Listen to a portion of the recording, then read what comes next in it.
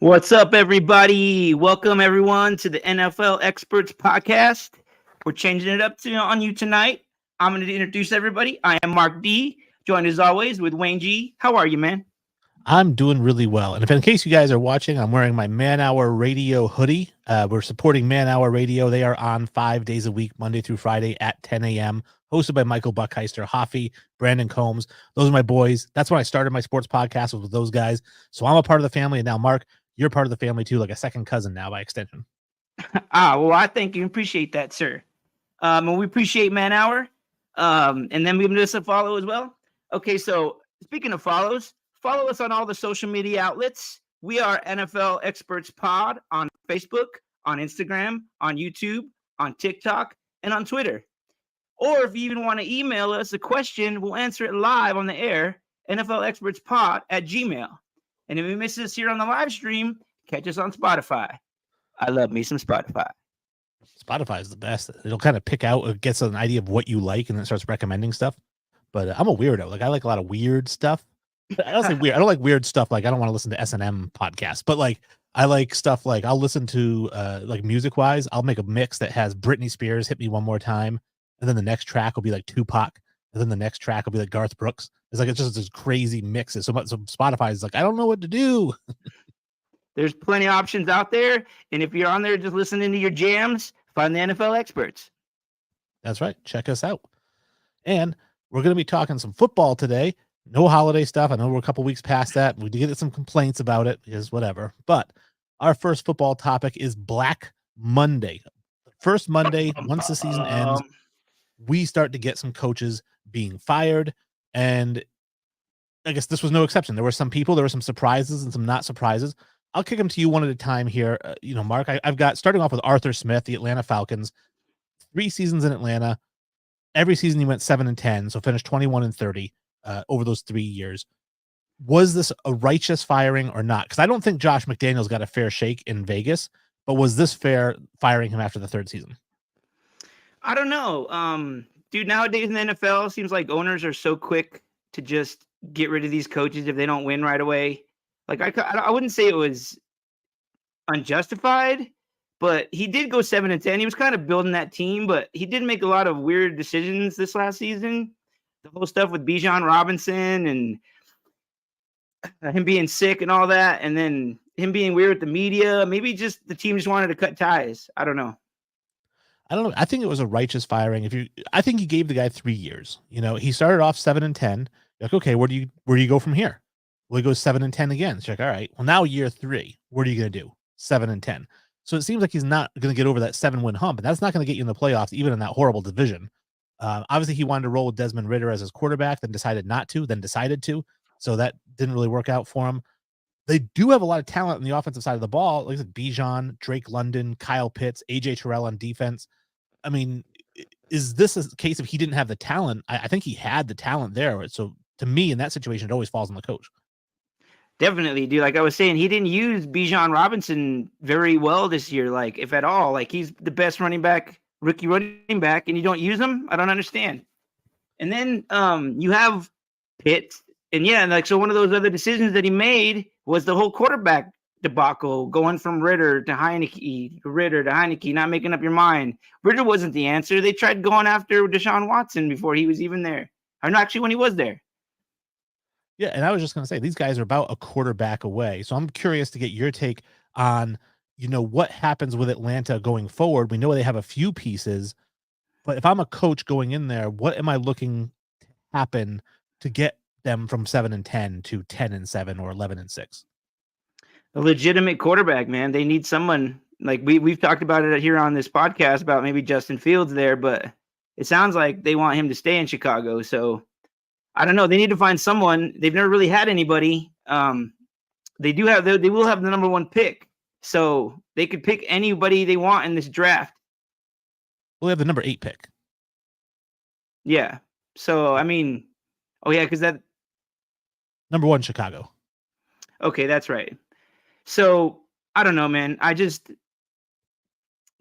don't think that if they kept him, he would have made better decisions. So it's like, I don't know. Maybe Arthur Smith seems like one of those owners that doesn't have very much patience. I think 3 years is probably his limit.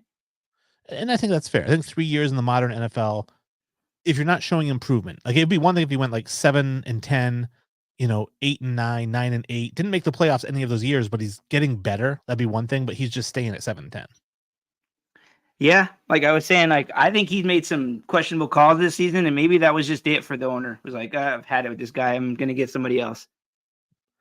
Now, another guy that really didn't come as a surprise to me, but again, I'll get your thoughts on righteousness, but this is a guy who's, Ron Rivera has been in Washington for a little bit. He's seen, I think, 2 or 3 owners now. He's 26-40-1. He's never had a winning season in Washington. I think it's a justified firing with Rivera. I mean, how about you? Definitely. Like, he even kind of saw the writing on the wall. Like, even towards the end of the year, he knew, like, it just kind of felt like you got the vibe that he knew he was going to be fired. Like maybe they had told him something like, hey, we're going to give you the end of the year and then we're going to find someone else. And so maybe that's why he was where he was. He knew he was out. Well, I think even before the year started, when they brought Eric Bieniemy in, I felt like they brought him in basically saying he's going to be the OC this year and he's probably going to take over for you next year. I don't know, but since they fired him, they've gone out and hired Bob. What's the guy's name? Bob, the former GM of the Warriors. And they also hired Rick Spielman to like go on a search for a coach. So they're doing a deep dive for who they want their next coach to be. They are, and I'd read some reports that they are very interested in Belichick if he becomes available. We'll get into that in my 2-minute warning, but there's some decent coaches out there. I thought they brought Bieniemy in with the idea of he was earmarked as the next head coach, but there are some interesting names right now in the free agent coaching pool that you might be like, well, before I move on, but I do think if you bring in another coach, I think Bieniemy's out. I don't think he sticks around to be the OC for another coach. No, I agree. I see them going on a deep dive. Like they, all the NFL people say that Washington is like one of the better jobs, which in my eyes, it sort of is and it sort of isn't. Like it is in a way that there's new owners. They're going to have really good draft capital because they're going to have number 2 pick. They can pick their quarterback if they want. But the thing I don't like is that Josh Harris, the owner, he's hiring all these advisors and he's not making any decisions. It's like maybe it's because when he owns the Devils in hockey and he owns the Sixers in basketball and he's never won with either of those franchises. So maybe because he's never won, maybe that's why he's getting all this help. Well, but even as an owner, I mean, your job is to be a businessman, right? I mean, the reason you hire a president of personnel, vice president, GM is because you don't want to do anything. You don't want to sign any players. You don't want to release anyone. You don't want to draft anyone. You just want to sign checks. That's all you want to do. And I kind of respect that versus a guy like Jerry Jones, who's like, I want my hands on everything. Right. I guess there's a fine balance and maybe he's trying to strike that balance. But like, if I was a coach, I don't know if I'd want to like go in an interview where I have to like answer to all these different people. Well, I mean, they're advisors. They're not people in charge. They're not presidents and vice presidents. So I think that they're going to bring in candidates that they recommend, but ultimately whoever they pick, they will have a GM and they will have people who you'll answer to, just like you would on any other team. Right. And don't you think it's a little weird that he hired a former GM of a basketball team? No, because he put together the greatest basketball franchise of this century. Right. So, I mean, it makes sense. You go out and get the Warriors guy and, see what he can do in football. I don't know what he knows about football, but maybe he just understands salary caps. I mean, they've got $85 million in cap space, so they can do some things. And they have some pieces there. They've got, Brian Robinson at running back, Terry McLaurin. I was writing down kind of what I would do. I know we don't have this in our segment of what I would do if I was the owner, but if I'm the Commanders, they have the number 2 pick in the draft. So you're thinking right away quarterback, but what if you can go out and get like a Russell Wilson for $1 million or $2 million a year because the Broncos are paying his salary that first year, right? And then, with that 2 pick, maybe you get like Marvin Harrison, right? And then you've got all this cap space, so you go out and you get Saquon Barkley. I mean, he stays in the NFC East. I mean, that's a tough team now. If you're doing Russell Wilson, Saquon Barkley, Terry McLaurin, Marvin Harrison, right? And then you have the rest of that money to put into defense. I mean, they could be looking pretty good. I mean, they could build. Like you said, they got lots of draft capital. I hate saying that term. And they have a ton of cap space. So yeah, they could totally flip the team around, but it's got to be the right coach to make those decisions. All right. An interesting firing, we'll call it, is Mike Vrabel fired from the Tennessee Titans. And you're looking over, I mean, the guy, there are Titans fans who feel he got a raw deal and he shouldn't have been fired. And then there are Titans fans who feel like, whatever, it was time for a change. He did start off, I mean, he was 6-11 this year. He was 7-10 the year before that. He was 12-5 the year before that, and they won the division. So they won the division 2 years in a row, and then he has 2 bad years. Overall, 54-45 with the Titans. I'm curious, was this a righteous firing? Did he deserve another year on the hot seat? Like, what do you think with the Vrabel situation? Dude, I think he's a great coach. I think this was a big mistake by Tennessee. Like, I think the owner, Bud Adams' daughter, Amy Adams, I think I forget her maiden name, her new name, her married name. I mean, I don't know if she knows exactly what she's doing. So basically she brought in Vrabel, and then she brought in this GM that made all these decisions, like let go of AJ Brown, like basically not letting him make decisions good for the football team. So I feel like in a way, Vrabel wanted to be fired. It's curious. It's a curious take on it. I don't know if anyone ever really wants to be fired unless there's something else out there that you're gunning for. And that's what I mean. Let me get to that point. Is I think that he kind of wanted to be fired because I think that New England job was waiting for him. And when we get to our segment later, if I was the owner, you'll see why in my when I get to that. Yeah, we'll say, and it will not be correct. So I do have to save these notes because I have some notes on both the coaches of New England and Tennessee. I do think that Tennessee did get some pieces. They got DeAndre Hopkins away from the Patriots because he had interviewed there, and then he went to the Titans. They drafted Will Levis. I thought Will Levis was a steal. They got him in the second round, and he was projected to be a top 5 pick potentially. So, and he's got a cannon for an arm. He looked really good when he played this year. They had Derrick Henry. Derrick Henry, I guess, is calling it quits. He said, "Thank you, Tennessee." Either he's calling it quits or he's going somewhere else. He's a free agent, so he's not going to be in Tennessee next year, no matter what. I don't know where you go from here in terms of bringing in a head coach if you're Tennessee. I mean, who can really rebuild this team? I don't know what they really have to build with. It's the Titans. I don't know. Like I said, like you said, they have Will Levis, so they have maybe a quarterback. You're right. That's going to be a complete rebuild. So maybe that's also why Vrabel wanted to leave. He was like, they don't want to let me do what I want to do, so I want out of here. Well, the firings get more and more interesting as we get deeper into these names. Today, after I'd already posted this overlay that we have, we find out that Pete Carroll is done as the head coach of the Seahawks. Now, they said he still may stay on in some role, like a personnel type of role, but that he's done as the head coach. And this one was interesting to me because I'll get your take on it too, but I didn't feel like this was a firing as much as it was maybe he just doesn't want to coach anymore. It's kind of a grind for a 71, 72-year-old guy, and he's going to stay with the franchise in some capacity. I'm wondering if this was a mutual decision rather than a firing, quote unquote. It sounds like a mutual thing, but the whole him working still with the team and all that, I think that was more of just them talk.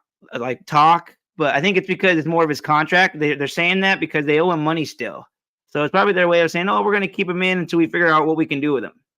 I think he still wants to coach somewhere else. Like if you saw his press conference at the end, like before we did this podcast, he seemed like a guy that still wants to coach. Well, and then why, if you're Seattle, why do you move on from Pete Carroll? Because this is a guy who has 5 division titles, been to 2 Super Bowls, won a Super Bowl. 2 back-to-back winning seasons. It didn't have like he had back-to-back losing seasons. He went 9-8 and 9-8. Obviously didn't make the playoffs this year. 7-10, but then 12-4 before that. So it isn't like this guy was trending downwards. It seemed like the team was doing pretty well. Yeah, I don't understand it either. I think this is another one like Amy Adams.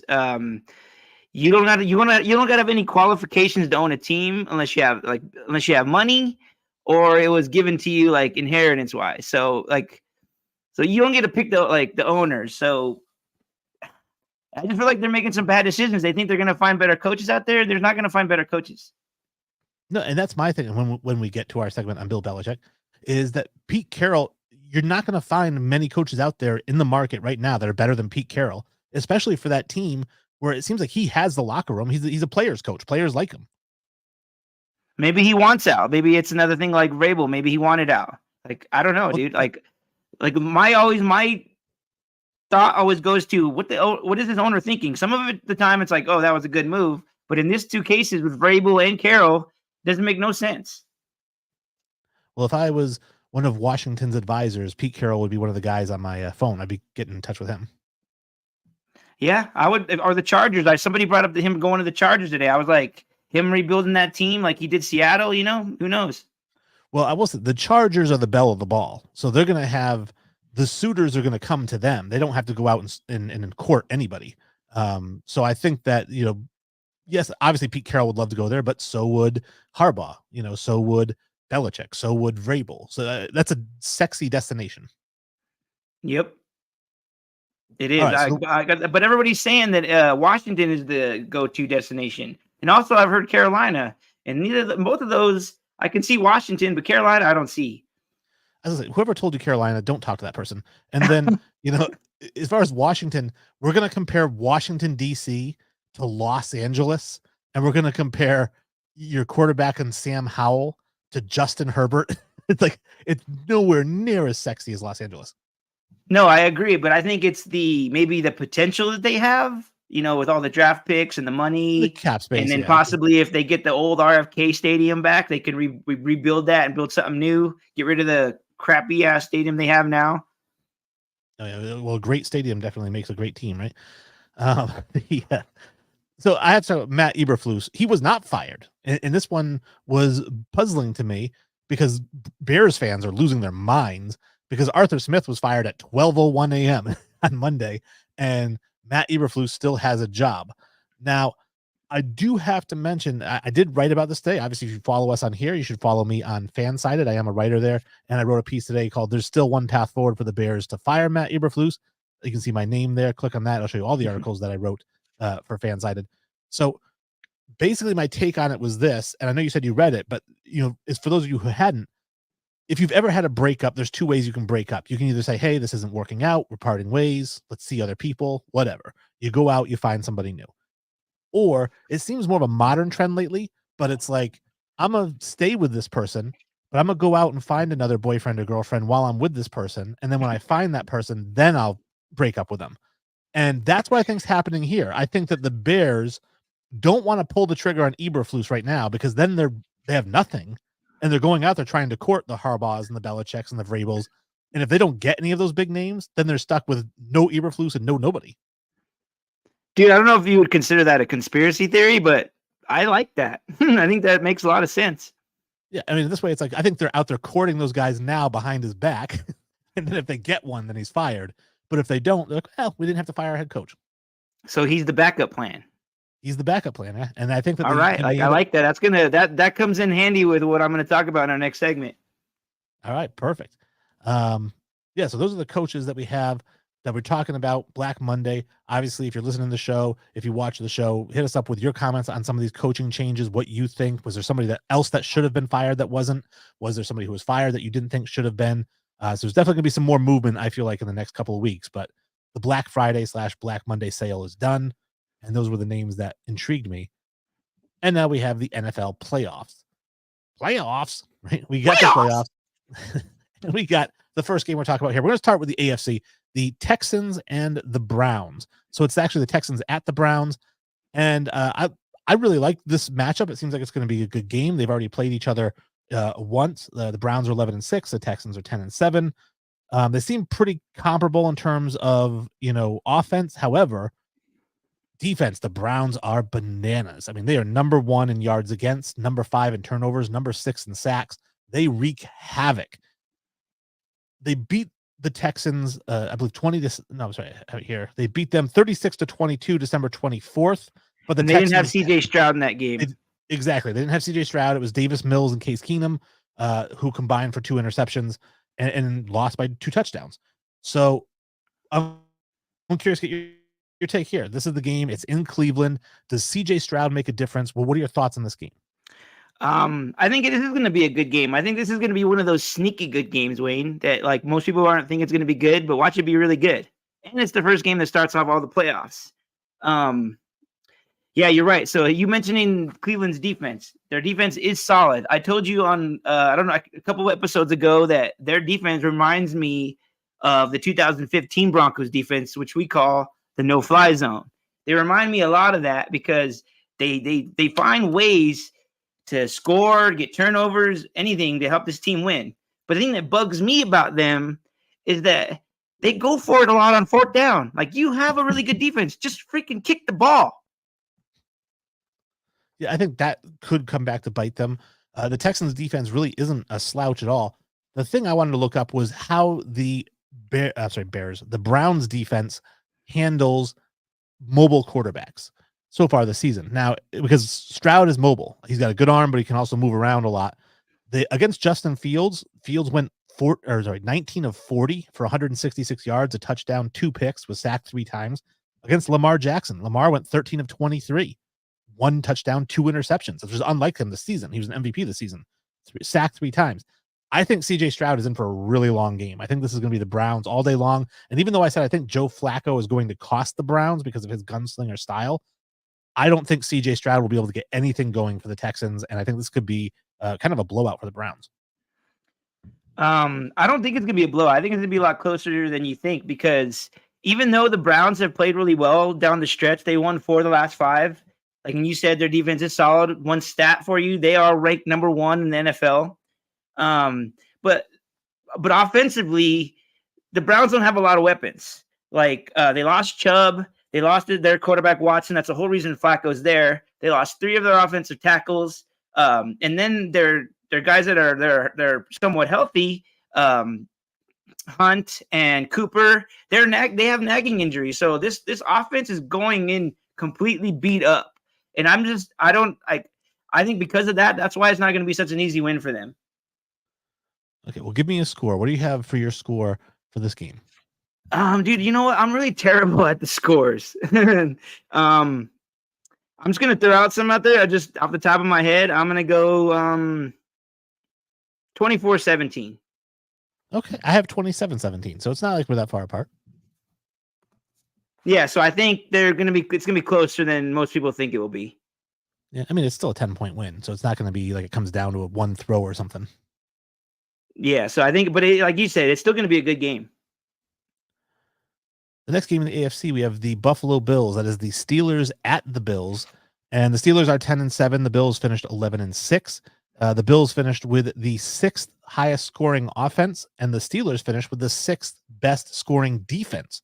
So we've got offense meets defense here. The Bills defense also no slouch, the number 4 scoring defense. And unfortunately for the Steelers, they had the 28th ranked scoring offense. We talked about it all season with the power rankings and whatnot. This is a team that gets outscored every game and yet still managed to win 10 games somehow. Yeah. I really don't think they have a chance in this game, but I mean, what are your thoughts on the Steelers, how they match up with the Bills? I mean, the Steelers have looked better with Mason Rudolph in these last 3 games that they won. But dude, they lost TJ Watt. Like, that's huge, man. Like, that guy is like the heart of their defense, and him not playing, that's gonna hurt them big. And the Bills are hot right now, dude. I don't know if I was any team right now, I'd want to play the Bills. Bills have won 6 of the last 7 games, dude. They are hot. They beat Kansas City, Dallas, Miami, almost beat Philadelphia. Like, I feel like they're a team to be reckoned with. They're coming into this game winning 5 in a row, outscoring their opponents 123-84. And they're playing against a team that gives up more points to their opponents than they score. It's going to be just a massacre. Like, TJ Watt is huge. The big question for me is what Josh Allen shows up. Is it 4 interception Josh Allen or 4 touchdown Josh Allen? But Josh Allen has this crazy way of throwing picks and still winning games, dude, which is crazy. Well, yeah, I mean, when you're up by a lot, the picks don't really matter a whole lot. And that's what I think is going to happen here. Wait till you hear the score. I have this one 37-10. Oh, man, another close one. I just wrote mine down, 31-10. There we go, yeah. Another close we game are the experts there, Wayno. That's right. I just have a little bit higher scoring prediction, I guess, for some of these games. The last AFC game of the week is going to be the Dolphins at the Chiefs. We have the return of Tyreek Hill against his old team. Obviously, in November 5th, they played each other. The Chiefs won 21-14 at Arrowhead. This game's at Arrowhead. Both teams are 11-6. The Dolphins have the high-scoring, high-powered offense. They give up a lot of yards and a lot of points. And the other issue with the Dolphins is that they actually turn the ball over more than they get turnovers. So I think that also Kansas City does as well. But I'm curious to get your thoughts on, these two teams matching up in terms of their offenses, their turnover problems that both teams have had. I mean, what do you think this happens with this game? Well, first off, before I get into that part, dude, it's going to be 0 degrees at kickoff, -9, I think, with wind chill. So it's going to be freezing cold. Like they're saying, it's going to be one of the most coldest games in history of the NFL, which I think is crazy because I went to the Broncos Ravens game and I think that was like -14 with wind, which was crazy, which is crazy cold. So let's just get that out of the way. So Miami, they're not a good team in the cold. I don't think. Like I saw a stat that they did there that Tua is like he's never won in cold temperature, which is really crazy stat. And then so besides that, they've lost a lot of key people on their defense. Like they lost Bradley Chubb and they lost Jalen Phillips. So that's not going to help them with the Chiefs, even though the Chiefs have a mediocre wide receiver core. Exactly. And I think that when these two teams played each other on the 5th, both quarterbacks threw for under 200 yards. So they both struggled. You mentioned the cold weather. That's going to be a huge factor, is the cold. But even bigger than the cold is the cold plus the noise.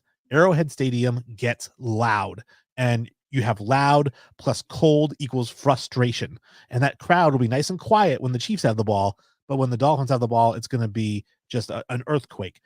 So I just think the physicality, the way the Chiefs play, if you watch the Chiefs defense, they hit hard, and in cold weather, that feels even worse. And then you bring in Mahomes' record in the playoffs. He's 11-3 career in the playoffs, 67% completion, 292 yards per game, 35 touchdowns to 7 interceptions. He has struggled this year with the interceptions. Don't expect that in this game. I think the Chiefs come out on top of this one, 30-20. 30-20. Huh. Okay, but before I give you my score, like you said, Mahomes, for me, in my opinion, I think this is Mahomes' worst season as a starter. So that doesn't give me a lot of faith in him going into this game. And then having Kelsey is really his only weapon on offense. So if they want to win this game, they're going to have to run the ball and then if they run the ball, that's going to really hurt the Dolphins because especially playing in the cold. And if they just keep churning out first downs, it's just going to be a miserable day for the Dolphins. I'm going to go 28-10. Chiefs. All right. A couple of, again, blowout predictions. And we bring it to the NFC, which is the Eagles at the Buccaneers. And this to me is the most boring game of the weekend. I know you got the Eagles who are 11-6 and the Bucs, and you get the Baker Mayfield story, which is, all well and good. But I don't know. This is the one I'm the least interested in watching. I don't know about you. I wouldn't say this is the one I'm least interested in watching. I'm kind of curious with this game because I'm kind of curious to see how the Eagles actually show up because they've been terrible. They've lost the last 5 or last 6. They lost the NFC East and they had it locked for most of the season. They had the 2 seed or the 1 seed locked up for I don't know how long, and then they lose it, and now they're the 5 seed. They got to go play on the road. They got to go to Tampa. I don't know, man. They're just limping into the playoffs. So I just don't see them. I feel like this is going to be a really good game because Philly's going to limp into the playoffs and they're going to barely be in it. Yeah, I mean, Philly's in tough shape here, and they're going to Tampa. I don't think that necessarily favors Tampa because I don't think of Tampa Stadium as rocking, and the warm weather always favors everybody because everyone likes to play in the warmer weather. The thing that hurts the Eagles to me is the fact that we talked about the Steelers being outscored every game. The Eagles averaged 25.5 points per game this year. They gave up 25.2. They were outscored a lot, even though they went 11-6.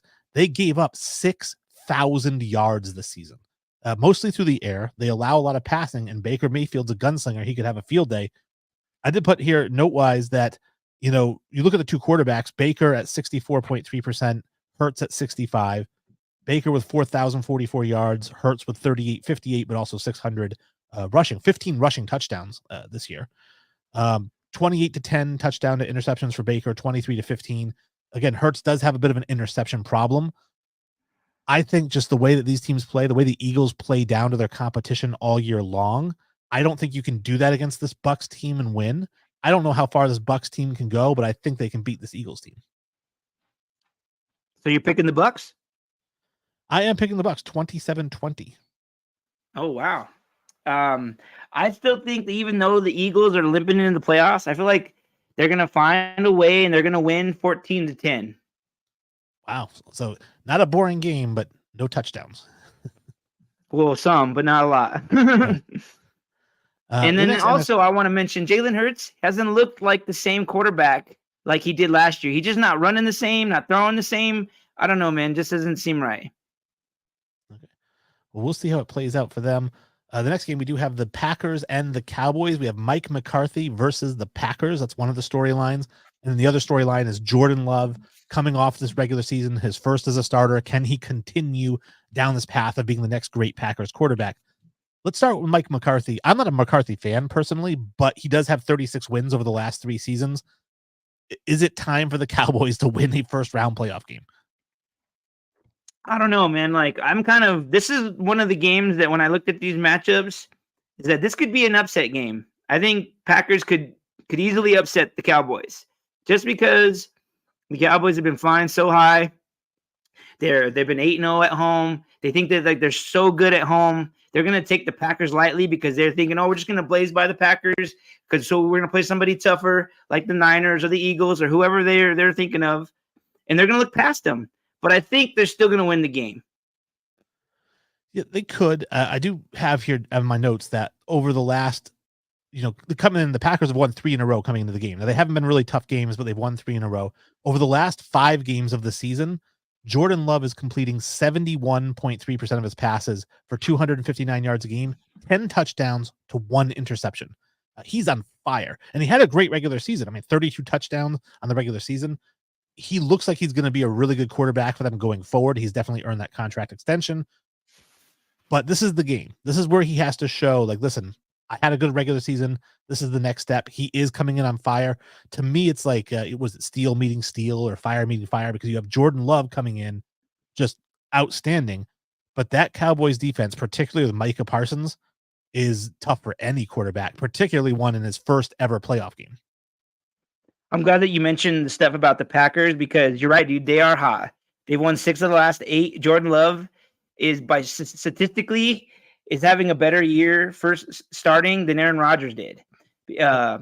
Besides that, Rodgers never made the playoffs in his first year as a starter. Love has, and like you said, they're on fire right now. They're like I said earlier in the pod about the Bills. The Bills are super hot right now. I wouldn't want to play them. Just like right now, I wouldn't want to play the Packers. Packers are hot, and like I was saying, the Cowboys could easily look past them and lose this game. So they better watch out. So I have here for my notes when I was putting down what I'm factoring into my score for the game. I said the Cowboys have the better offense. The Cowboys have a better defense. They have home field advantage. So I'm taking the Packers 34-27. I didn't have a score for this one. I'm going to go. Let's go 31-24. Who wins? Cowboys. Okay. Yeah, they eke it off with a last-minute touchdown. A last-minute touchdown. That'll be fun. That'll give us something to talk about next week. Right. All right, and the last NFC game is my favorite game. We have the Rams at the Lions. And obviously we're talking Jared Goff and Matt Stafford. They were traded for each other. Stafford goes to LA, wins the Super Bowl. This might be his last year, but he's going to Detroit, back to Detroit. I don't think we're going to hear a lot of boo birds. I think he's going to get a lot of ovations there in Detroit. What do you think? Dude, I'm with you. Like, I got to tell you, Wayne, get out of my head because this is like this is the game that I'm looking forward to most, just for the same reasons you said, because Stafford going back to Detroit, Goff going back to face his old team. It's just a lot of storylines, really interesting. Like you said, I don't think Stafford was going to get booed. He had a great career there. It's not like they wanted him to go necessarily, but like he didn't do anything bad when he left. So I mean, like they're not going to boo him. That he's going to get a good cheer there. I'm kind of curious to see if like how Goff reacts. I feel like out of the two quarterbacks, he might have a little bit more to prove because he was kind of cast off to the Lions. Nobody thought he was going to really be good with the Lions, and he turned out being really well. And now they're facing each other. You know, he's got a chip on his shoulder. Yeah, I think so. I mean, I love the Lions story. I love that the Lions have been bad and now they're good. That does make me want to root for them. But I don't know why my heart just wants me to root for Matt Stafford, even though he's already gotten a Super Bowl. I'm like, I want you to get another one. I like Matt Stafford. I like him. He's a likable guy. And so I'm kind of rooting for the Rams in this one. I do have to note, so the Lions obviously 3-2 in their last 5 games, but 2 of those wins are against the lowly Vikings. Whereas the Rams come into this game 4-1 over their last 5. That one loss was a 37-31 overtime loss to the Ravens on that punt return. If that doesn't happen, the Rams come into this game 8 in a row coming into Detroit. I think the Rams are the team of destiny here. The Rams, like, out of all the teams that I mentioned are really hot, they're probably the hottest. Like, they are, dude, and nobody thought they were going to be anything this year. They thought this was going to be another year that wasn't going to be very good, like a rebuild year. And they go and get Puka Nacua, who wins the receiving and receptions record for a rookie, hasn't been broke since 1960. Then they draft Kyron Williams, who has a phenomenal year as a running back. And then they still have Cooper Kupp and Aaron Donald. So, I mean, they still have a squad. So, I mean, you're right. They could be a team of destiny this year in the playoffs. I do think that this is a Rams team that could go to the Super Bowl. I know we always talk Rams and Ravens. I'm not Rams, 49ers, Ravens, because that makes the most sense. But if anyone could make it to the NFC other than the 49ers, I do think the Rams could be that team that gets to the Super Bowl. Yeah, I think out of all the wildcard teams, I feel like they got the best shot. And in terms of a score, I mean, I did write down here that, Dan Campbell's been great. Like I said, I love the storyline of the Lions. I'm rooting for Campbell. I'm rooting for the Lions, but not in this game. This is the closest game that I have. I have 24-20 Rams. I have 28-21 Lions. Oh, interesting. I will be sad. I feel like I feel like the streak's going to come to an end, man. And like, it's got to end sometime, and it's going to end the playoffs, sadly. But, that's just what I think. It will be sad. It'll be like watching a TV show and it's the series finale and you're like, it was a good finale, but I want more. I want more Stafford. If this is how it ends for Stafford, if his career ends, it would be poetic to end in Detroit, and that's the last game he plays. And I love poems, but I want it to end hoisting a Lombardi. All right. So you want him to play the Ravens? Because I know you want the Ravens in the Super Bowl. I do. God damn it. That'll be the tough one to root for somebody. So if they both end up in the Super Bowl, you're going to have a hard time. Who you're going to root for, Wayne? I don't know. I'll probably root for the Rams because, again, they don't have one. I do have to throw some comments up here before we get to our next section. So we do have Mike Buck chimed in. He said, "What's up, dudes? What's going on, Mike?" I actually gave a shout out to Man Hour at the start of the show because I got the hoodie on. And excuse me. He says, "I had the Rams at the dark horse all season. I was scared after the first 6 weeks. But yeah, Rams are hot and dangerous." Wayne, give Mark a break. He's a Broncos fan. Well, nobody's perfect. He's a Chiefs fan, by the way. And Ravens won't make it past the Browns. Okay, that's it. That's coming off there. The Ravens are going to the Super Bowl. I'm not taking anyone to get over the Ravens in the AFC. But when they get to the Rams, it's going to be hard. Well, right on, Man Hour, for chiming in. Okay, so we spoke about all the playoffs. I'm going to introduce our next segment. It was a segment that I thought of that I think is really cool. We're going to call it If I Was the GM. That was the owner. If I was the owner. Oh, sorry, not GM. If I was the owner, this is what I would do. And we brought in some questions. Wayne, you want to lay it? Okay, lay off the first question. If I was the owner of the Bears, would I trade or keep Justin Fields? And should I fire Eberflus? So if you're asking me if I'm the owner of the Bears, yes, Wayne. Yes, fire Eberflus, but do it the way you're doing it. Sneaking around behind his back, trying to get some coaches and then bring him in and let him be the backup plan. But as far as Fields, this is such a tough one for me because Fields to me is a legitimate quarterback. He has a ton of talent. He has a great arm. He's mobile. He showed us he can win. He showed he can be accurate, but he's also due for an extension. And you have the number 1 and the number 10 picks in the draft. You can get a rookie quarterback that will cost you 1/5 what Justin Fields will cost you. And I don't know if Justin Fields has shown me that I have to keep him. I'd like to, but I'd also like to save $35 million a year with a rookie quarterback. So for me, being a fiscal person, a responsible fiscal, frugal. That's a good word. I'm a very frugal person. I'm going to go with a rookie quarterback. I'm going to trade Justin Fields, see if I can get a 2nd-round pick for him. Okay, so if I was the owner, this is what I was talking about earlier. that I wanted to get to. You never mentioned about your article who you thought the coach should be for the Bears. Can I mention that, Wayne? Yeah, who do you think should be the head coach of the Bears? Oh, no, not mine, but what Wayne said. Wayne said in his article that it should be Bill Belichick and Josh McDaniels go in there and be the head coach and obviously the coordinator and kind of building up Fields and rebuilding there. I kind of have a different idea. I think I would, if I was the owner, I would fire Eberflus. I'm just like you, Wayne. I'd fire him. But I would trade Justin Fields. So I agree with you on that one too. But my one difference from you is that I would hire Jim Harbaugh. I think that they need an offensive head coach. They've had defensive after defensive head coach over the years. It's never really worked out. And I think partly because of that is because defensive coaches can't really find the quarterback because their mind doesn't think that way. So I think Harbaugh would bring in that offensive head coach. He's got connections there. He played there from 1987 to 93. And if I was the owner, I would make him the coach and I would let him pick who his quarterback is. Any one of these guys in the draft, like you said, and he can have his pick because the Bears would have the number 1 pick and the 8th pick. So he could get a quarterback and get somebody to pair with the quarterback. And I would let him choose. And it's not a bad idea. And I do think, Buck chimes in. He says, if you're keeping the coach, keep Fields. If you see a better quarterback in the draft, make it a package deal. Houston did it. Cards have done it.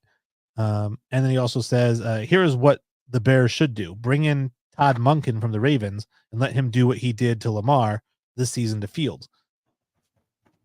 That's a tough one because I don't know if Fields is as good a pocket passer as Lamar is. And I've been preaching Lamar as a pocket passer since the day he was drafted when everyone was calling him a running back. I said, this guy is a legit pocket passer. He just happens to be in an offense that misused him. Now he has an offense that uses him correctly. I don't know at this point if I trust Justin Fields as a pocket passer. I do like your idea. If you bring in Harbaugh, let him pick who he wants. Hey, Harbaugh, you like Caleb Williams, you like Jaden Daniels, you like Drake May. Who do you like? We'll get that guy. And then you still have the 10th pick, to build around. Maybe even move up to 2 or 3 with that 10th pick, and get Marvin Harrison. So now you got a quarterback and a superstar receiver. Yeah, so that's kind of my thought on it. Is he's got connections there, and I feel like he kind of went back to Michigan because he played there and he had like history there, and so he has history in Chicago. So I don't know. I just feel like Harbaugh's that kind of guy that, and maybe the Bears are one of those sneaky teams that nobody's thinking about that he might go to.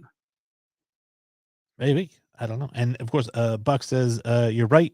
He's better than Lamar. Come on, man. Lamar's about to win his 2nd MVP, and the first one was unanimous. But wait, I should tell you, man, I agree with you. I don't think Fields is a pocket passer. I'm with you on that one. He's definitely not Lamar. So I'm with you on that. That's why I would trade him. Yeah, exactly. And see what you can get for him. I do have John Peebles says Harbaugh is not going to Chicago, Los Angeles, and the Belichick, Arizona. Okay, so he's saying Belichick to the Cardinals. I don't think so. I think the Cardinals are sticking with their guy. The Chargers are interesting. He could go there and he has Justin Herbert. But what I like about what Mark said is that, yes, Justin Herbert is a future Hall of Famer, in my opinion, as a passer. But Harbaugh can pick his guy. If he goes to the Chargers, he can't. He gets his guy. But you can pick your guy if you're in Chicago. Yep, and he can build him up. Man Hour Buck says Harbaugh going to the Kansas State. Everyone knows that because that's his team, so he wishes. All right, so speaking of Belichick, let's get to the next question, Wayne. I'm just throwing some comments here. Everyone's chiming in. There's a lot of them popping up here. I like him taking 16 years to get his first national championship. That's a good one. He went to Michigan because the check didn't bounce. We got some trash talk in here. The both are scramblers, Lamar and so I don't think Lamar is a scrambler, John. I do think Lamar is a pocket passer. I just think that he can run. He's a fast pocket passer, and he can run, and he was misused as a scrambler early in his career. That's my take on Lamar Jackson. And what has thrown a wrench into everything is that Pete Carroll is retiring. Well, again, we talked about Carroll earlier. But that's kind of enough on the Justin Fields and the Bears. What do you got next? The next question is, if I was the Patriots, would I keep or let go of Bill Belichick? I'll go first this time, Wayne. You should. You're going to think my take is interesting. We talked about this off air. Me, if I was the owner, if I was Robert Kraft, I would let go of Bill Belichick. I think both sides have exhausted this relationship. And like I was saying earlier, like Mike Vrabel wanted to be fired, and this is why. And I would hire Mike Vrabel to come in and bring the Patriots coach. And the reason I would bring him in is because he's sort of like Belichick, but he's sort of not. Like he kind of has some of the same mentalities, but he's also probably more relatable than Belichick is. So maybe he took all the bad things that Belichick did and he doesn't do them. And he took all the good things and those are the things he does do well. And so I feel like he's the perfect coach for New England. I have been trying to shut up Patriots fans since Vrabel was fired, talking about Mike Vrabel coming to be the head coach of the Patriots.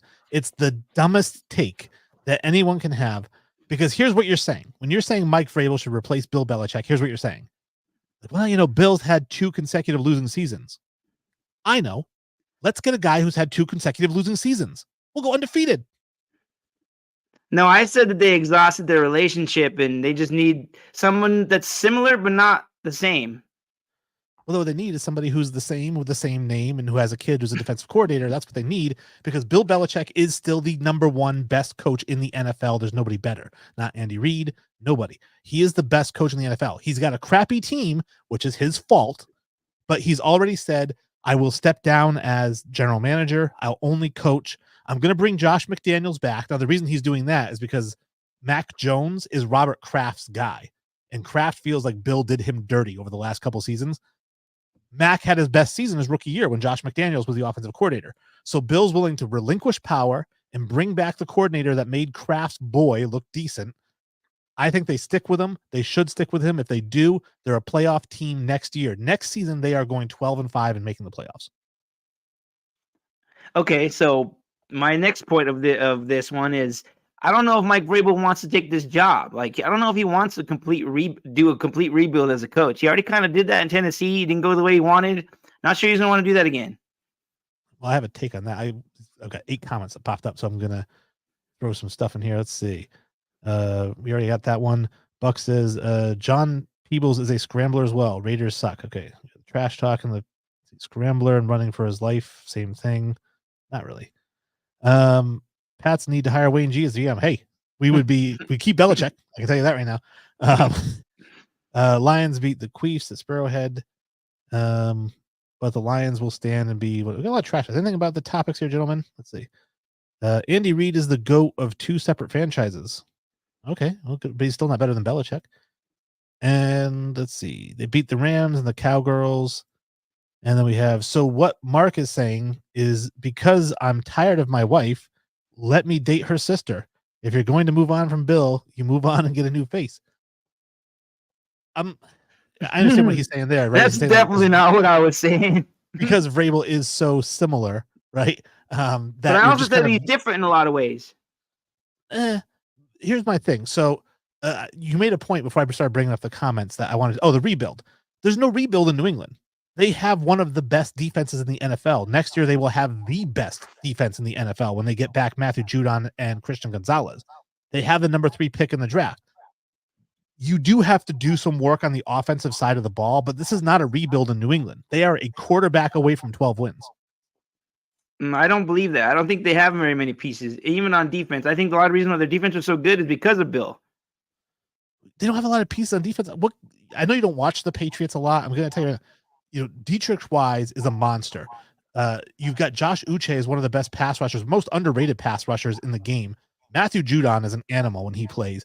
Christian Gonzalez is going to be a top 3 corner in the NFL, and they already had a good secondary. Now, they might lose Duggar, but I think if Bill stays, Duggar stays, so you might be all right there. I don't know. I think they've got a legit elite, like better than the Browns this year defense. I don't know. I can't agree with that one. I'm going to agree to disagree. Okay. A couple more comments before we get to the next one. John Peebles says overhaul the offense. They need some tweaks. I'm not gonna lie on that one. They are an O-line away from 12 wins. Mac is not the dude. He is right about that. They don't have a O-line. They don't have a very good O-line. Yeah, the O-line's in trouble. That's Bill's not the GOAT of any league anymore. If he was going to win without Brady, it was before him, not after. Okay. Well, I think there's nobody better than Bill. Again, the guy won 6 banners. And all the people who, by the way, who say it's Brady and not Bill that won those Super Bowls are the exact same people that when Brady won those first 3 said he's a system quarterback and any quarterback could win 3 Super Bowls with Bill Belichick as the coach. So they've changed their tune. But the reality is it's a symbiotic relationship. Bill's the best ever. Tom's the best ever. So you had the two best ever together. It was just unstoppable. And then finally, John says he's a KC fan. He gets good parking. Okay. Oh, I see what he's saying. It's got a handicap sticker. All right. Let's get to the next topic. Kirk Cousins. If I was the Vikings owner, would I keep Kirk Cousins? You go this time, Wayne. Yes, I would keep Kirk Cousins. And let me tell you why. Because Kirk Cousins, yes, he's 35 years old and he's going to want $40 million a year guaranteed. That's going to be one of the things that's going to be a drawback. But let me point this out. He's 50-37 as a starter for the Vikings. A completion percentage of 67.9%, 264.4 yards per game, and a 3.1 to 1 touchdown to interception ratio. Let me name a couple of guys that is better than: Josh Allen, Joe Burrow, Tom Brady, and Peyton Manning. He has been better than Tom Brady and Peyton Manning since he's been in Minnesota. He hasn't won, but it's not his fault they're not winning. He hasn't slowed down. He's been great this season. He's going to get Justin Jefferson back. I think maybe you bring in a succession plan. You get maybe a second or third round rookie, even a first round rookie if you want to bring in a guy like Jordan Love where he sits for a couple of years. But Kirk Cousins needs to be the guy for the next 2 to 3 seasons for Minnesota. I agree. I don't think there's a lot of better options out there in QB free agency than him. And I think he's even willing to not take the same kind of deal that he got before because winning's more important to him now. If I was the owner, I would sign him to like a 2 to 3 year deal, like you were saying. But I'm not going to give him the same type of money, and I'm not going to give him a guaranteed contract. Like, he got hurt this year. He's coming off Achilles injury. Like, he's not going to be the same right away. So, like, I'm not going to pay for that. So, and I would, and he always gets these guaranteed contracts. So I definitely wouldn't be doing that. Well, we know that some of the bigger names like the Joe Burrows and the Patrick Mahomes, and this offseason will be the Trevor Lawrences, they get the $55-60 million a year as the franchise guy. I know we're saying he's not the franchise guy. He's going to have to take a little bit of a discount. I don't think 35 to 40 is unrealistic for him. So let's say, are you thinking maybe like a 3-year 100 with 60 guaranteed, something like that? Yeah, something like that. Okay, so basically the first 2 years are guaranteed, and then that third year, if you want to cut him, it doesn't cost anything. Yeah, and then like you said, maybe they have a succession plan in place, and they have a rookie that they've been breeding to play behind him. Yeah, I can get on board with that. All right, let's see what we have here from comments now. We'll start here. John Peebles, like Purdy is what you're saying. So Purdy, I guess we were saying that system quarterback Brady. Yeah, Purdy's very similar to Brady, as what he's being compared to now. Now, if Purdy goes on to win 6 or 7 Super Bowls in his career, then everyone will say that it was him and not Shanahan that was winning those games. We do have Man Hour Buck says Brady fell into a perfect spot. If Michael Bishop wouldn't have left the team, Brady would have never been in. Well, that's not necessarily true. I liked Michael Bishop, by the way, but not true. Send him directly to Vegas if he's healed, says Jim Powell. Thank you, Jim, for joining the team. And thanks, Jim, because he's going to have some suitors, Wayne. Like there's going to be some teams out there that are going to want his services. Denver? No, we don't have the money. Okay. John Peeble says he's better. His stats are better than his replacement. Yeah, so wins over replacement, if you kind of want to look at it like that with him. Whoever you bring in is going to be not as good. Cousin is better than anyone on the Vikings roster right now. In terms of quarterback, I mean, I'd still take Justin Jefferson over Cousins if you're picking players on the roster. We do have Jim Powell. I told you Bill Belichick is going to Vegas. McDaniel's OC. No, it's not going to. John Peebles asked Russell Wilson in Minnesota. What do you think about that? I've heard connections there, and I've also heard connections with Pittsburgh.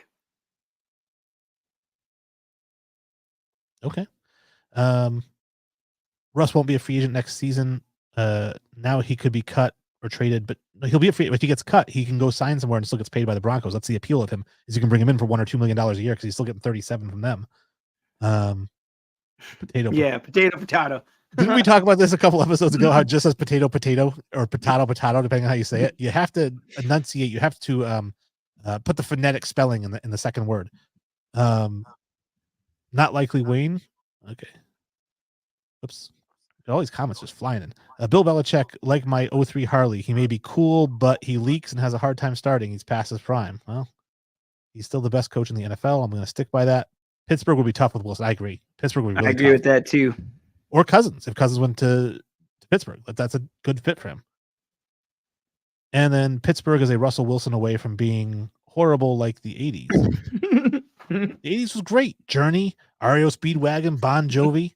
You know, the 80s were amazing. I don't know what people are talking about. All right. Listen, we got another one of these. What do you got here? The next one is, if I was the owner of the Cardinals, would I keep Kyler Murray? Whew.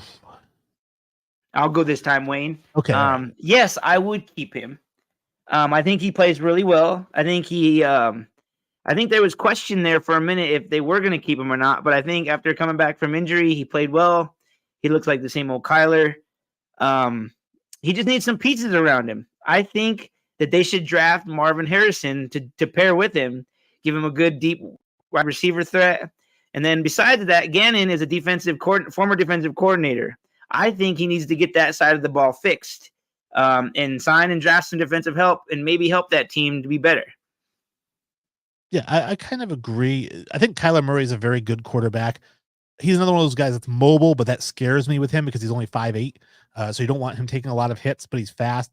He has one of the best arms in the NFL. It is up there with Josh Allen. He's got a cannon for an arm. He's very accurate. He completes about 67% of his passes. So he's a very good quarterback, like you said. I think the difficulty, even if you wanted to trade him, is that next year he starts his extension, which is 5 years, $230.5 million. He's getting $51.9 million next year. So even if you wanted to trade him, I think it's difficult because of the contract situation. But you're right. They signed him to that extension because they wanted him to be the face of the franchise for the next 5 seasons. Let him be that and build around him. There's nothing wrong with him. He has, other than he likes to play whatever video games, but there's nothing wrong with him on the field. You need other players besides him. Yep, they just need some defensive help, I think. I think that's what they're missing. They got some offensive pieces. They just need some defensive help. So a few more of these comments here before we get crazy after the 80s. Nope, another Pittsburgh or Vegas. I'm guessing again that's still the Kirk Cousins thing. Man Hour Buck says Kyler Murray falls into the Field spot. He is due to get paid. Well, but he's getting paid. Buck. Fields hasn't been paid yet, so he is up next. But Murray's already got the big extension. Jim Powell says Buck needs Murray in Dallas for when the Cowboys get to the playoffs. Then they have a quarterback to maybe take them into deep. So Jim Powell, I mean, I don't know if Kyler Murray is much better than Dak Prescott. I think that we're kind of talking apples and apples. I don't think it's a huge upgrade go from one to the other. The Cowboys will get Kirk next season. I don't think they move on from all they need or Dak. Well, yes, Dak is the guy they need. All right, and then we're getting more trash talk between the John Peebles and Buck here in the. Dak's never won the MVP, and he's not going to win it this year. Buck, sorry. Okay, let's get back into the. Okay, so next situation. Topic: if I was the owner of the Eagles, would Sirianni be on the hot seat? You go, Wayne. I mean, this is just silly. I mean, he's been there for 3 years. He's 34-17 over that 3-year period, 11-6 this year. The only coaches who've won more than him over the last 3 years are Andy Reid, Mike McCarthy, and Sean McDermott. That's it. He's the 4th most winning coach over the last 3 seasons. He went to the Super Bowl last year. He's in the playoffs this year. He did kind of choke away that number 1 seed, but he could still make a deep run. And are you really going to get rid of a coach a year after he went to the Super Bowl, won the NFC? To me, there's no way, if I'm the owner of the Eagles, that I'm even thinking about getting rid of him until after next season. I have to see how he does. But if he goes 11-6 next season, he's not going to be in the hot season the year after that either. Okay, for me, I would say yes, he is on the hot seat. Because, yes, he did choke away the number 1 seed. He did choke away the NFC East. They were so easily, like, they could have captured. They choked along the way to the end of the season. They're limping into the playoffs. Like, my thought now is, like, was Sirianni really the innovator of this team? Or was it Gannon and Steichen? Because look what they've done with the Colts and the Cardinals. They've done really well. And look what he's done with the Eagles. I'm not saying that I would necessarily fire him right now, but, like, next year would be a prove it season for me. It's like, dude, you choked away this, and I feel like they're going to be a one and done team in the playoffs. And if that happens, if I was the owner, I'd be like, look, dude, you choked all this stuff, and we were one and done in the playoffs. Like who else can you blame besides the head coach? Well, and like I said, they went to the Super Bowl last season. This is a guy, again, if you want to put him on the hot seat, I'm curious what he has to do to prove it. If he goes 11-6 and is one and done in the playoffs, is that a fireable offense going 11-6? I don't know how you can fire a guy who wins 47 games over 4 years because he hasn't won the Super Bowl. He only went to one. I mean, Buck makes a great point here. He says the Super Bowl alone gets you 3 more years. And he's right about that. He says the issue is AJ Brown, not the head coach. And he says, if he's on the hot seat, then Sean Payton is on the hot seat. This is silly. And of course, we have Jim Powell. Is a 12-5 really horrible if you're the mythical NFC hangover after a Super Bowl? Well, that's what I'm saying. It's like they aren't a bad team. So I want to ask you this, Mark, because you said you give him another year, he'd be on the hot seat. He has to prove it next year. What does he have to do next year to get fired? Like I said, if he goes 11-6 and makes the playoffs, but he loses in the first round, is that fireable, or does he get another year after that? Well, for me, it's like, did he turn around the defense? Like the defense was horrible this year for the Eagles. It's like, did he turn that around? Did the team play together towards the end of the season? Like this year, it looked like they couldn't even get along with each other. That's why they lost all these games. I read somewhere that they had to do, they did a secret room project together to like gain camaraderie. Like, I don't know, none of that sounds good to me. And besides that, like Philly doesn't really have patience for their coaches. Look what they did to Peterson. He went to the Super Bowl, and then the next year he didn't have that good of a season, and then they fired him. Like, I don't think they're that patient in Philly. So I don't think that he has 3 years. I think it's next year if he doesn't. Like, it's for them, it's like they won the Super Bowl, they won it, and they won another one. Like that first one wasn't enough. And so if this guy isn't it, they're gonna go find somebody that will. I don't want to play for an owner, or I don't want to coach for an owner who will fire you for not going to a Super Bowl within 3 years. Like if you're winning every year, but you're going to the playoffs every year, but you're not going to the Super Bowl, and he's like, that's not good enough. Like, dude, it's the NFL. Like, that's better than a lot of teams do. No, I agree with you. And it's just like I was saying, they got rid of Peterson after he went and won the Super Bowl. Like, I don't understand. So that's what I mean. It's like, I don't feel like Sirianni's job is safe at all. I'll throw up some of these comments again real quick here before we jump into the next coach. How many times has Philly some exactly like this? I'm not sure what you're saying there, John. Buck says facts. John Peebles says done. Buck says people are focused on the last 6 games. Yes, it's been a rough 6 games. It happens. Yeah, it does happen, but it's been a couple of good seasons. I mean, you can't, Mike Tomlin has made a career out of winning seasons alone. Thank you, Jim. Yes. And we're going to talk about Mike Tomlin in just a second, but that's a great point, and I may bring that up again. Damn refs, says John Peebles. Jim listens to Man Hour, is what Buck says. John Peebles says, and I write things down. Write down what we're saying. We're the experts. Right? Experts. And then John Peebles says they choked. So, another coach. Okay, so the next one, if I was the owner of the Jaguars, is Peterson on the hot seat? You want to go first? You want me to go? And I'll go first this time. And I'm going to say, yes, he is. The team went 6-2 to start the season, really hot. And they finished the season 3-6, and they missed the playoffs altogether. They were a team that was like, I want to say like 4 or 5 weeks ago, they were like a 90% chance of making the playoffs, and they missed it entirely. That's like an epic failure as a team, and they got a lot of talent on both sides of the ball. I think they need to protect Lawrence better. They need to get some better offensive line, and they need some more pass rushers to go with Josh Allen because they had 0 freaking pass rush this year. So I want to say he's on the hot seat because the last 2 seasons he's gone 9-8 and 9-8. Last year he went to the playoffs, was one and done. This year he missed the playoffs. So he's on the hot seat. I'm not saying I'd fire him after 2 seasons. I think that you go 9-8, you go 9-8. Let's see what you can do in this 3rd year. If you go 9-8 again, it's a winning season. It's 3 winning seasons, but that may not be enough. What I think it's going to come down to, especially if I'm the owner and I'm thinking like an owner, this offseason is Trevor Lawrence's contract extension. It's going to be $5,275. Once he puts his name on that paper, Trevor Lawrence is letting me know whether he wants Doug Peterson back next year. So you're saying that if he signs a contract, then he wants Doug Peterson? No, not that he does, but I'm saying if he does, I'm letting Lawrence make that decision. I'm not gonna I'm not gonna fire Doug Peterson if Lawrence is like, no, this is my guy. We can win with this guy. Then Lawrence can buy him another year.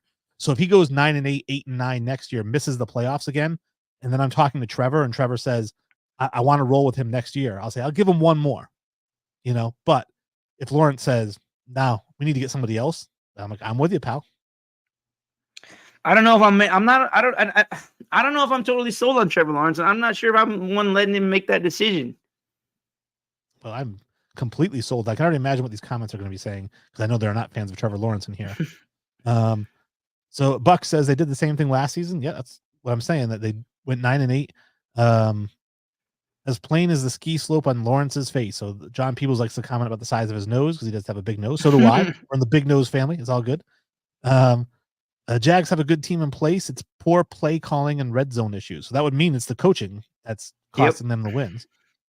Buck also says Lawrence brings back Urban. I don't think anyone wants Urban Meyer back.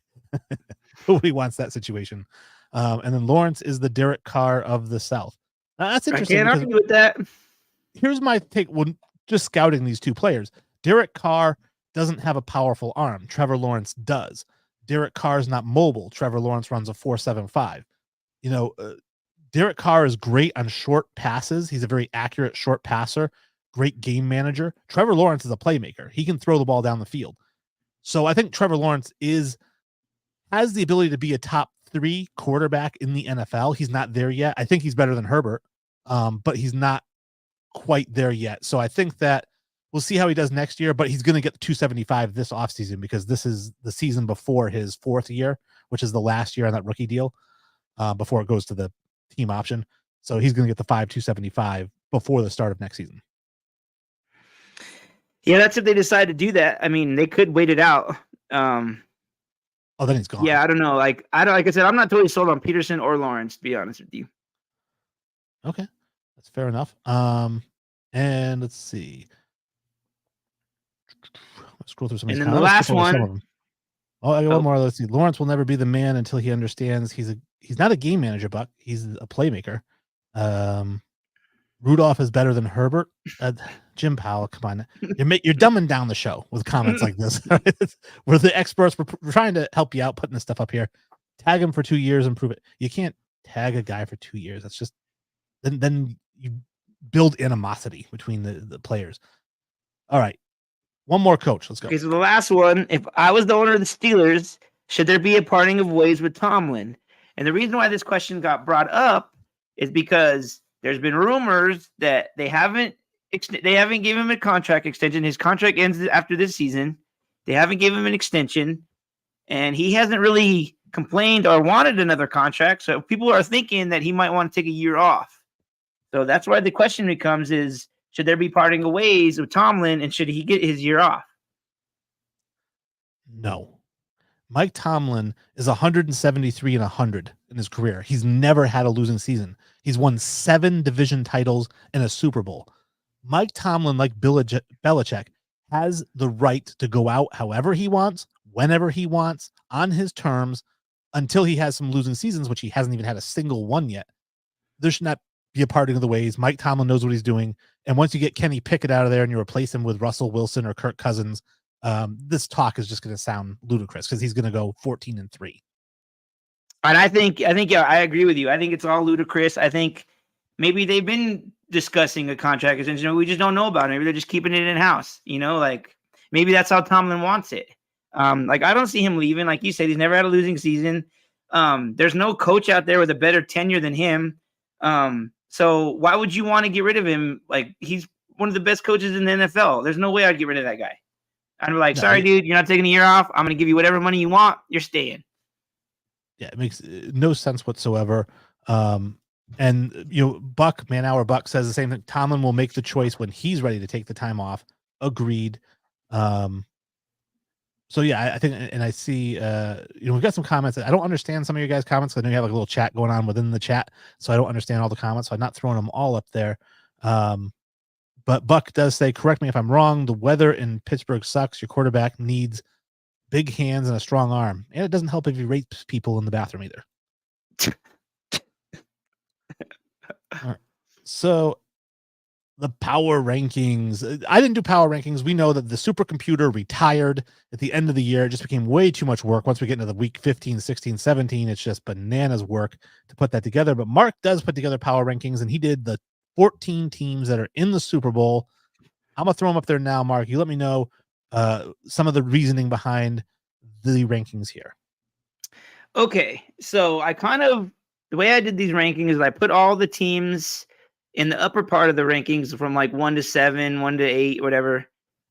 Those teams I think are gonna win and move on. They might not necessarily move on to the Super Bowl, but they're gonna move on. So I put them higher on the list. And the teams lower on the list, like from 10 to 14, I feel like they might get bounced and they might not last in the playoffs. So that's kind of how I did the rankings. Well, I will say when I looked over your rankings, you have the Bills in third place. And I like that because I think the Bills, as we've talked about, very dangerous team. They could potentially make a run. I do disagree with having the Rams at 11 because I do think the Rams, we talk about how they're the hottest team in the playoffs right now. I think they might I'm glad that you said that because I almost was going to put them higher. And then because I think they're going to lose, that's why I put them down. Okay. Well, again, I hope you're wrong because I'm really rooting for Matt Stafford. I do disagree with the Ravens at 1 and the 49ers at 2. I think those should be flipped. I think that the 49ers should be at 1 and the Ravens at 2. But at the end of the day, they both get first round buys. It doesn't really matter, right? And then I guess my other one is like I was going to almost put the Eagles out of the whole top 10. Like I almost was going to swap Eagles and Rams. I'd be okay with that. I like that the Dolphins are 9 because the Dolphins are going to get spanked. Yeah, so like I was saying, like the teams 9 through 14, I think all those teams are going to lose, and that's why they're 9 through 14. All right. Like I said, I didn't have a lot of issues with this list. I'm looking over it again. All right, again, first time, Wayne. I like the Bills up there. Again, the Cowboys. I would have liked to seen the Rams higher, but again, that's just my heart, rooting for them. But overall, yeah, I think a pretty good list. 14 of the Packers. The Packers I have winning. I have them beating the Cowboys. So we'll see if they do it. Yeah, we will see. Like I said, that could be an upset alert. All right. Well, before we jump into the final segment, the 2-minute warning, let's throw a few of these comments up here. And I'm going to scroll through the ones that make the most sense. And let's see. Oh, Buck does not like your power rankings. Man Hour Buck says, wow, these are wrong. He says the Lions are the second worst team in the NFC. Well, maybe. I do think they're going to lose to the Rams. So we'll see what happens next week. The Bills are like a young teenage boy, if you catch the drift. They have wet pants now. I don't know if that's because you have them so high that it excited them. People says, okay, let's pick them the playoffs, man hour versus NFL experts. I'll do that. We'll come up with our picks and we'll see who does better. Man hour versus the NFL experts. I think the experts are going to come out ahead of Man hour. Man hour Bucks says Steelers, even without TJ Watt, are going to battle the crap out of them. Agreed. Okay. And then John People says Buck eats paint chips. So a lot of different opinions here. All right. So the final segment we have is, of course, the 2-minute warning. This is where we kind of get to talk about some stuff about our teams, which is the Broncos and the Patriots. I don't know if you want me to go first. I know what your thing is. What do you want? You go first, Wayne. So I'm just going to talk about, I kind of alluded to it earlier. I'm getting upset with all the Mike Vrabel to the Patriots talk. I already said this, but you don't get a winning team by bringing in a guy who's had losing seasons to replace a guy who's had losing seasons. And plus, what has Mike Vrabel done that Bill Belichick hasn't? Well, he hasn't won 6 Super Bowls. He hasn't won Super Bowls as a coordinator.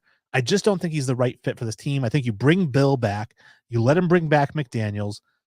I think that if he brings back McDaniels, Kraft gets to give Mac Jones another shot, which means you don't have to take a quarterback at 3. So you can take offensive line or ideally Marvin Harrison. I do like the way the things are playing out right now in the offseason. I think that Bill is going to get his job back. He's going to relinquish the GM position. So I'm hopeful. A week ago, I was scared. I'm a little less scared now that he's kind of willing to make some concessions to make the old man happy. He's doing what that masseuse was doing for him, helping him out. I had a feeling that was what your 2-minute warning was going to be about, Wayne. Okay, so on to mine. So it's come out in recent months and recently, like this last week, that the Broncos are going to introduce a new uniform next season. They plan on getting rid of the stripe down the side of the uniform so that they can mix and match pants, shirts with jerseys, whatever. And they came out, and so they kind of came out with some of the details of what this uniform is going to look like. Some of the details that I know for a fact is they're permanently going to a white helmet, and then they're going to add on. If you're watching the live stream, you can see a picture of what these uniforms are going to look like. Going to be a white helmet with the same logo, and then they're going to have mountains on the side where the numbers are, which I think looks really tacky. This basically, to me, just looks like a collegiate uniform, and I don't like it. Hit the button for me, Wayne. No, sir, I don't like it. I don't like it. No, sir, I don't. I think these are collegiate. Like, why a white helmet? Why change anything? I think our uniforms are fine. I hate when teams constantly change their uniforms. Like, why? Like, the only reason why the Broncos changed from our old ones to the ones we have now is because those uniforms were associated with losing, and we were tired of losing. So we thought, hey, if we change our uniform, we'll win. And what happened? We won. Like, I wish the Broncos would be a team like the Steelers or the Raiders or the Bears or the Cowboys, who just you keep your same stuff, you keep the tradition, you keep that stuff, and just to change it every year to put mountains on the side, have a white helmet. I don't like it. I don't like that the NFL is going to this college theme uniforms that all these teams are changing to. No, sir, I don't like it. I don't think it's all bad, because I do think that college teams, in particular, one college team, which I'm about to name, has the best uniform in all of football existence, and that is the Oregon Ducks. Thanks to their deal with Nike and the fact that Phil Knight is alumni, the Oregon Ducks, I believe, wear a new uniform for every game of the season, and that's pretty cool. If I'm a kid who's being recruited, right, and I can get 12 jerseys to go there because that's what they're going to give me, and they all have my name on them, I'm down with that. And so I don't know, I think it's kind of a cool idea as long as the designs are okay. I don't hate this Broncos design. I do agree with the mountains are a little tacky, but I do like the white helmet with the orange jersey. I think that's kind of cool. I don't know. I don't hate it. It's definitely better than remember the Bumblebee uniforms? The Steelers had those Bumblebee uniforms. Oh God. Oh God. I don't know, man. Like Wayne, I buy a lot of gear.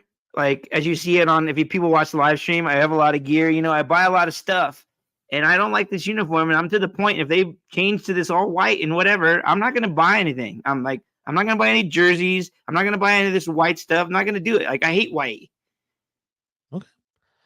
Throwing up some last comments here to the end of the show. We've got Buck says, you don't like Bill O'Brien. I do not like Bill O'Brien. I do not think he's as good as Josh McDaniels. McDaniels is the best offensive mind in the NFL. Horrible head coach, but I want him as my OC 7 days a week and twice on Sunday. We got Jim Powell says, take Garoppolo back, please. No, thank you. Keep him. We do have fashion designers, John Peebles. And John Peebles also says it looks like a Miami University is what they kind of look like with the white helmets. Like I was saying, collegiate. He's with me.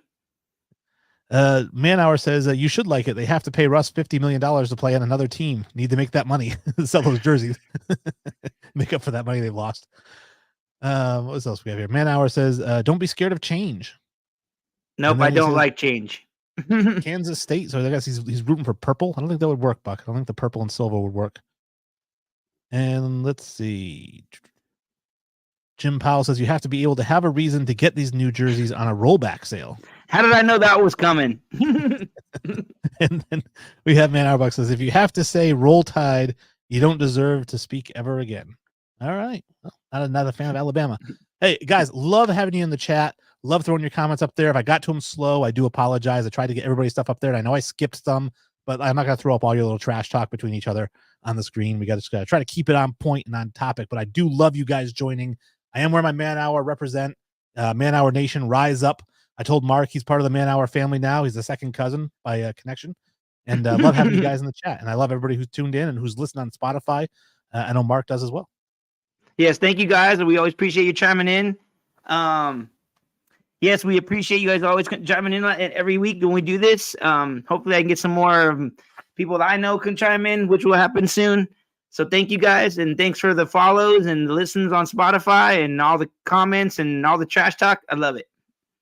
All right. And Buck, I am going to hit you up with those pick'em for the playoffs. We'll see whether or not Man Hour can beat the NFL experts in a playoff pick'em.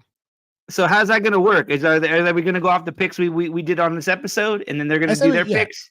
I say we go off because they've got a couple of hosts as well. So we'll go our two hosts versus their two hosts. And I think when all is said and done, it's safe to say that Wayne G will wear the ultimate crown in his pick'em. All right, I'm down for that. All right. Well, hey, party on, Mark. Party on, Wayne.